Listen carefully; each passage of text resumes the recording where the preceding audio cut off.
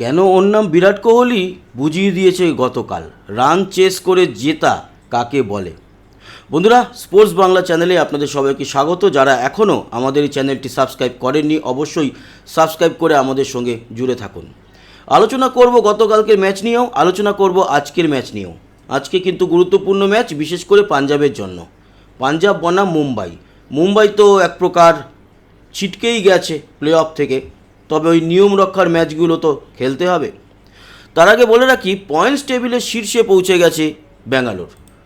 গত দিন যে ম্যাচটি হলো গতকাল কলকাতা নাইট রাইডার্সের এগেনস্টে, সেখানে অনবদ্য জয় ছিনিয়ে নিয়ে গুজরাটকে 2 নম্বর স্থানে ঠেলে দিয়ে আরসিবি পৌঁছে গেছে 1 নম্বর স্থানে।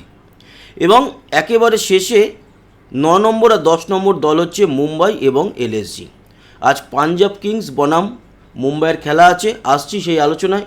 এবং এটাও আলোচনা করব গতকালকের ম্যাচে কারা কারা বলেছিল যে আরসিবি জিততে পারে, সেই যে কমেন্টস, সেই কমেন্টসগুলোতে শেষে আসব।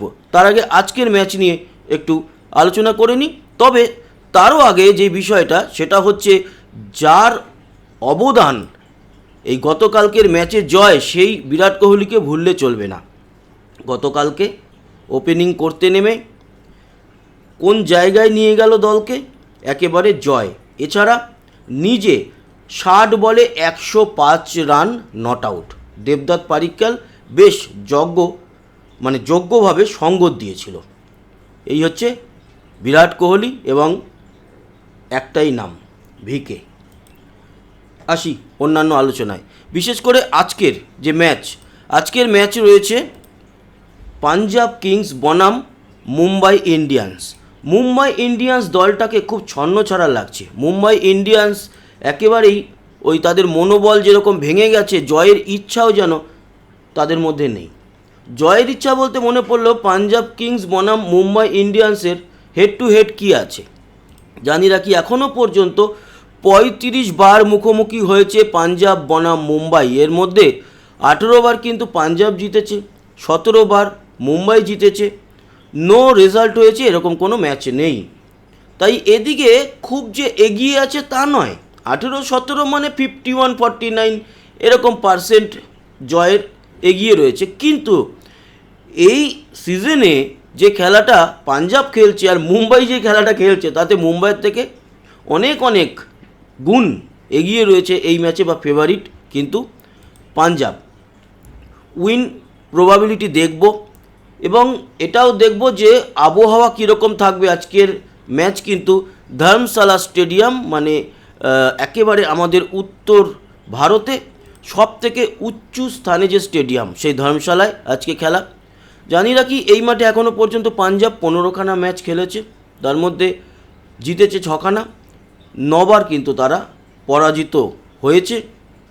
আর একটা ইনফরমেশান দিই, এই মাঠে পাঞ্জাব বনাম মুম্বাইয়ের একটাই ম্যাচ হয়েছে এর আগে। সেই ম্যাচে অবশ্য পাঞ্জাব 50 রানে জিতেছিল। ফলে এই মাঠ অনুযায়ী বলা যেতে পারে পাঞ্জাব সামান্য হলেও একটু এগিয়ে আছে। আলোচনা করব যে বিষয়টা, সেটা হচ্ছে যে উইন প্রবাবিলিটি কি আজকের এই যে ম্যাচটি হতে চলেছে সেই ম্যাচের। চলে এলাম উইন প্রবাবিলিটি, এবং বলা হচ্ছে এখান থেকে যে জেতার চান্স পাঞ্জাবের 55%, মুম্বাইয়ের 45%। HPCA স্টেডিয়াম ধর্মশালা, সেখানে সন্ধ্যে 7:30 থেকে আজকে খেলা। এবং এটা হচ্ছে 58 নম্বর ম্যাচ 74টা ম্যাচের মধ্যে, যদিও প্লে অফ আর তারপরে ফাইনালও রয়েছে। এরপরে দেখে নিই আমরা যে এই মাঠে আজকে সন্ধ্যের দিকে ওয়েদার কীরকম থাকবে। তার জন্য আমরা চলে যাব ওয়েদার সাইটে। এক সেকেন্ড, চলে এসেছি ওয়েদার সাইটে। এখানে আমরা ধর্মশালায় দেখব আজকে ওয়েদার কীরকম থাকবে। দেখুন, ধর্মশালা একদম আমাদের এই জায়গাটাতে, সিমলার কাছাকাছি এই অঞ্চলে হচ্ছে ধর্মশালা। আজকে সন্ধেবেলায় যখন খেলা চলবে, সন্ধে 6টা-7টায় শুরু হবে, আমি 6টায় যদি ধরি, তাহলে হাওয়ার গতিবেগ এমন কিছু নয়, 2-3 কিলোমিটার। ফলে কোনো হাওয়ার জন্য বড় কিছু এফেক্ট নেই। বৃষ্টি আছে কি না দেখব। বৃষ্টি কিন্তু হালকা পাতলা একটু মেঘ দেখা যাচ্ছে, মেঘ একটু হবে, হলেও একটু ঝিরিঝিরি বৃষ্টি, তবে এমন পরিমাণ বৃষ্টি নেই যে খেলা একেবারে ভেস্তে যাবে, এরকম কোনো ব্যাপার নেই। সেরকম লেভেলের কোনো বৃষ্টি নেই, হলেও একটু হালকা ছিটেফোঁটা বৃষ্টি হলেও হতে পারে, না হওয়ার সম্ভাবনাও রয়েছে। সন্ধ্যে 7টা নাগাদ যখন খেলা শুরু হবে ধর্মশালায়, সেই সময় তাপমাত্রা থাকবে মোটামুটি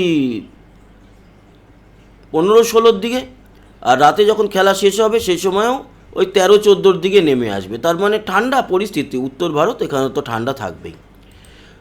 যেটা গুরুত্বপূর্ণ সেটা হচ্ছে ডিউ ফ্যাক্টর। দেখুন, ডিউ ফ্যাক্টর বরাবরই এই মাঠে হয়, পাহাড়ের দিকের উচ্চস্থানে ডিউ ফ্যাক্টর থাকে। যখন খেলা শুরু হবে সেরকম একটা না হলেও শেষের দিকে কিন্তু মানে দ্বিতীয় ইনিংসে একটা ডিউ ফ্যাক্টর থাকছে। পাহাড়ি অঞ্চল ভারতের সর্বোচ্চ স্থানে, মানে এই স্টেডিয়ামটি সবথেকে উঁচু স্থানে অবস্থিত ভারতের, ফলে এই স্থানে ডিউ ফ্যাক্টর থাকেই। তো সেকেন্ড ইনিংসে খানিকটা বেটার কিন্তু পারফর্ম করতে পারবে ব্যাটাররা, যারা সেকেন্ড ইনিংসে ব্যাট করবে। এবার চলে আসি এই যে গতকালকের ম্যাচ হয়েছিল সেই ম্যাচের সামারিতে। কালকের ম্যাচের সামারি আরসিবি ভার্সেস কেকেআর চলে এসেছি।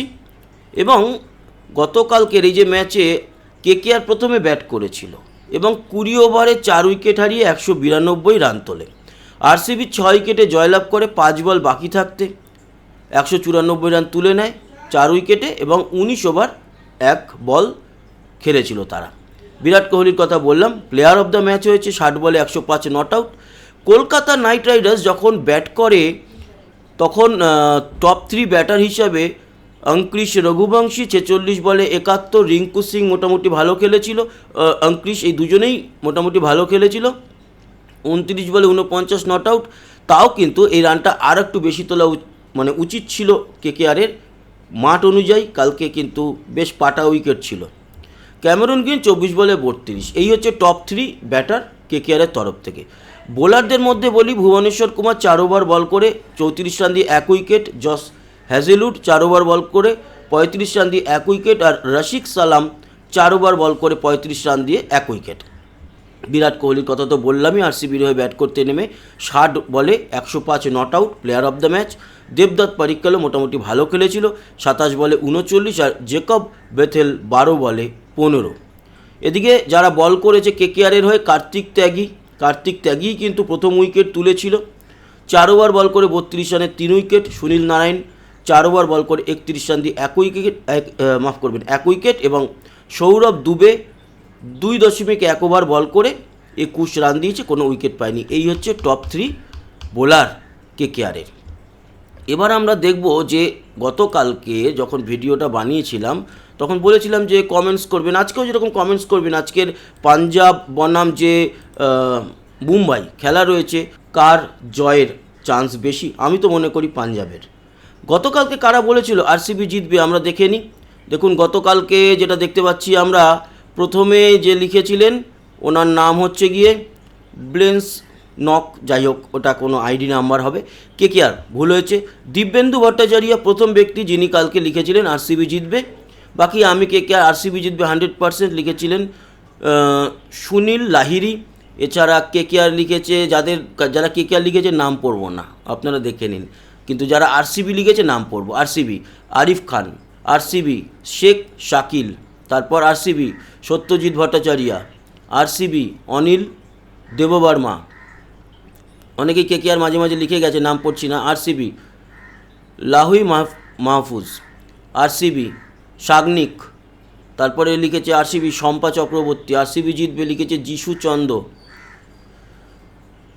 তারপর এখানে একজন লিখেছেন মোহাম্মদ সৈফুল ইসলাম, ভাই আপনার ভিডিওগুলো অনেক সুন্দর হয়, চালিয়ে যান। কেকেআর লিখেছে। তারপর আরসিবি উইন টুডে লিখেছে নির্মল দেববর্মা, উনি বোধহয় আগেও একটা কমেন্টস করেছেন।